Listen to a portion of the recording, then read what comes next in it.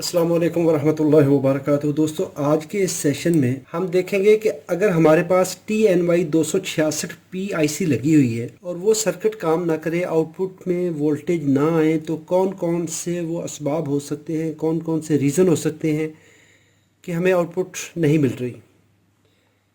ये बेसिकली हमारे एक देखने वाले ने मेरे मैसेज किया है। उन्होंने कहा जी मेरे पास TNY 266 IC लगी हुई है, 300 वोल्ट DC जो है वो बन रहे हैं, लेकिन आउटपुट में वोल्टेज नहीं आ रहे। क्या क्या प्रॉब्लम हो सकती है? जब भी आपके पास कोई SMP होती है, स्विच मोड पावर सप्लाई है, कोई भी सर्किट है, अगर आपके पास उसकी डायग्राम नहीं है तो कोई मसला नहीं। आप उस IC का या जो मेन कंट्रोलर लगा हुआ है उसका नंबर ले लें, उसको गूगल में जाके सर्च कर लें, यहाँ पर लिखें उसका पार्ट नंबर और यहाँ पर लिख लें डाटा शीट। इसकी हम डाटा शीट देख लेते हैं। यहाँ पर ये हमारे पास इसका पेज ओपन हो चुका है। इसको यहाँ पर क्लिक कर लीजिए। इसके PDF व्यूअर में यहाँ पर ये फ़ाइल खुलेगी जी। तो ये इसके PDF व्यूअर में इसकी फ़ाइल खुल चुकी है। इसको आप इस एरो से क्लिक करके डाउनलोड कर लें तो ये आपकी फ़ाइल डाउनलोड हो चुकी है। इसके अलावा आप और भी ये मुख्तलिफ़ वेबसाइट्स हैं जिनके साथ ये PDF लिखा हुआ है, तो ये वाला, तो ये इससे आप इसको डाउनलोड कर सकते हैं। अभी इसको यहाँ पर शो ऑल कर लें और इसको शो इन फोल्डर कर लें तो ये हमारे पास फ़ाइल ओपन हो चुकी है। ये इस तरह से। अभी ये देखिए TNY 263 से लेके 268 तक ये फैमिली है पूरी। ये मुख्तलिफ वाट रेटिंग में है। यहाँ पर TNY 263 है, 264 है, 65, 66 और 67, 68। इसमें P पैकेज और G पैकेज, ये दो तरह के पैकेज में आती हैं। और यहाँ पर 230 वोल्ट पे अगर आपने इसको डिज़ाइन करना है तो ये 5 वाट से लेके 16 वाट तक, ओपन फ्रेम में अगर इस्तेमाल करेंगे तो 7.5 वाट से लेके 23 वाट तक, जिसमें कूलिंग वगैरह सारा निज़ाम हो। अगर यूनिवर्सल पावर सप्लाई बनानी है तो फिर इसकी रेटिंग जो है वो 3.7 से लेके तकरीबन 15 वाट तक आप इसको डिज़ाइन कर सकते हैं। इनमें से कोई भी IC होगी तो उसका सर्किट सेम रहेगा। ये IC 132 किलोहर्ट्ज़ पे स्विच करती है। ये इसका ब्लॉक डायग्राम है। अभी देखिए, सबसे पहले इस IC का स्ट्रक्चर देख लें, इसकी बनावट देख लें कि ये काम कैसे कर रही होती है। इनिशली जब हमने सप्लाई इसको लाइन और न्यूट्रल दिया तो इस जगह पर हम DC वोल्टेज लेते हैं इसकी ड्रेन पिन पर, जो पिन नंबर 5 होती है। पिन नंबर 5 इसकी ड्रेन होती है। ड्रेन पे हमने सप्लाई दी। जो 300 वोल्ट DC आते हैं वो यहाँ पर ट्रांसफार्मर वाइंडिंग होती है, एक एंड कैपेसिटर के साथ तो दूसरा एंड ड्रेन के साथ। यहाँ पर ये वोल्टेज इस वक्त देना शुरू हो जाता है। नीचे यहाँ पर MOSFET लगी हुई है। ये MOSFET इस वक्त ऑफ है। तो ये सप्लाई इस रेगुलेटर को मिलती है। रेगुलेटर बिल्कुल कंट्रोल करंट लेते हुए यहाँ पर एक एक्सटर्नल कैपेसिटर बाईपास पिन पे लगा हुआ होता है, जो पिन नंबर 1 होती है इस IC की। तो आहिस्ता आहिस्ता स्लोली चार्ज करता है, उसको कहते हैं सॉफ्ट स्टार्ट। यानी वो आहिस्ता आहिस्ता IC स्टार्ट होगी। जब ये 5.8 वोल्ट से लेके 6.3 वोल्ट के दरमियान ये सप्लाई पहुँचेगी तो उस वक्त ये IC इंटरनल सर्किट, जो इसका अंदरूनी सर्किट है, उसकी मदद से अपने रेगुलेटर को ऑफ़ करवाएगी। अभी यहाँ से जो चार्जिंग वोल्टेज इस साइड से आने थे वो बंद हो जाते हैं। तो IC इन्हीं वोल्टेज को इस्तेमाल करते हुए, ये जो सप्लाई हमने दी थी, इन्हीं को इस्तेमाल करते हुए ये इसका ऑटो रीस्टार्ट काउंटर भी स्टार्ट हो जाता है। ये रेगुलेटर बंद हो जाता है, यानी यहाँ से चार्जिंग ख़त्म हो जाती है और ये सारा सर्किट इनेबल हो जाता है। जब ये इनेबल होता है, इसका इंटरनल क्लॉक ऑसिलेटर शुरू हो जाता है और इस वक्त ये ट्रांसफार्मर को ड्राइव देना शुरू कर देता है। पहले इसी से चार्ज किया इस तरफ। अभी ये MOSFET है तो ये सोर्स पिन इसकी 2, 3, 6 और 7 नंबर पिन, ये सोर्स पिन होती है, ग्राउंड पिन होती है। इससे ग्राउंड लेता है, MOSFET से गुजारता है और ट्रांसफार्मर वाइंडिंग में से और कैपेसिटर का पॉजिटिव एंड। ये इसका सर्किट है। यहाँ पर इसकी फीडबैक पिन है, इनेबल वोल्टेज जो आते हैं। तो ये टोटली इसकी सर्किटरी है। इसको भी हम आगे देखते हैं। तो इसकी पिनें देख लें। ये पिन नंबर 1 इसकी VCC पिन, बाईपास पिन भी कहते हैं इसको। पिन नंबर 2, 3 इसका सोर्स पिन है जिसको ग्राउंड कहते हैं। 7, 8 भी इसका सोर्स पिन है। पिन नंबर 6 इसकी ऑफ है। यहाँ पर मैं सॉरी गलती से कह गया हूँ, यहाँ पर 2, 3 और 7, 8 6 नंबर पिन इसकी ब्लैक होती है, 6 नंबर पिन कनेक्ट नहीं होती, 5 नंबर पिन इसकी ड्रेन है जो कि ट्रांसफार्मर की प्राइमरी को ड्राइव देगी। तो ये 5 या 8 वोल्ट पे ऑपरेट हो रही होती है आईसी। इसका अभी हम सैंपल सर्किट देख लेते हैं। यहाँ पर देखें तो 140 से लेकर 375 वोल्ट तक हमने डीसी रेंज जो दी है, एसी 85 से लेकर 200 345 325 वोल्ट तक जो भी वोल्ट बनते हैं वो रेक्टिफाई होकर इस कैपेसिटर पर आ जाते हैं और यही वोल्टेज आ जाते हैं इस जगह पर। ये ट्रांसफार्मर की प्राइमरी में से ये ड्रेन, और ड्रेन के बाद यहाँ पर ये इनेबल पिन है और साथ में बाईपास पिन है। बाईपास पिन पे ये कैपेसिटर लगा हुआ है।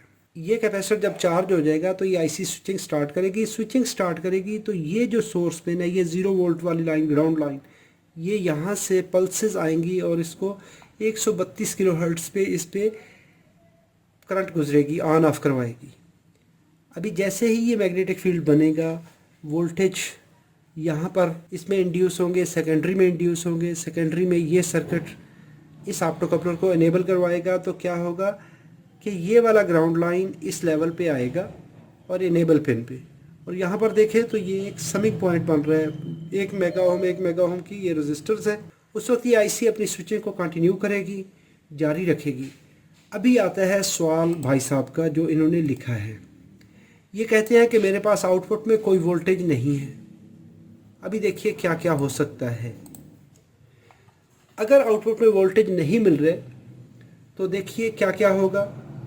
सबसे पहला जो हमने काम कहा था कि यहाँ पर वोल्टेज लेगी आईसी, लेने के बाद इस कैपेसिटर को चार्ज करेगी। जब तक यहाँ पर चार्जिंग वोल्टेज नहीं बनेंगे तो ये काम नहीं होगा। पहला प्रॉब्लम हमारा यहाँ पर आ जाता है। इसकी ब्लॉक डायग्राम देख लें। ब्लॉक डायग्राम देखेंगे तो यहाँ पर ये अगर रेगुलेटर इसका प्रॉपर फंक्शन नहीं करेगा, इस कैपेसिटर को चार्ज नहीं करेगा, तो आउटपुट नहीं आ सकती। ये इसकी बेसिक कंडीशन है, पहली शर्त है कि ये जो सप्लाई इसको दी हमने इस वाइंडिंग में से होते हुए ड्रेन पिन और ड्रेन से बाईपास पिन, इसको चार्ज होना चाहिए। अगर इस कैपेसिटर पर वोल्टेज नहीं आते, उसके एक तो प्रॉब्लम ये है कि ये आईसी ख़राब है। दूसरा रीज़न ये हो सकता है कि यहाँ पर ये कैपेसिटर अगर इंटरनली शार्ट हो जाए तो इसकी चार्जिंग करंट बहुत लिमिटेड होती है, तकरीबन माइक्रो एम्पेयर्स में होती है। तो उस वक्त क्या करेगी कि ये आईसी इस कैपेसिटर को चार्ज नहीं कर पाएगी। अगर ये कैपेसिटर शॉर्ट सर्किट है इंटरनली तो जितनी करंट है वो यहीं से ग्राउंड होती जाएगी इस कैपेसिटर के थ्रू, तो ये आईसी स्विचिंग स्टार्ट नहीं कर पाएगी। पहली रीज़न। कैपेसिटर चेक कर लेंगे। अभी हम चेक कैसे करेंगे।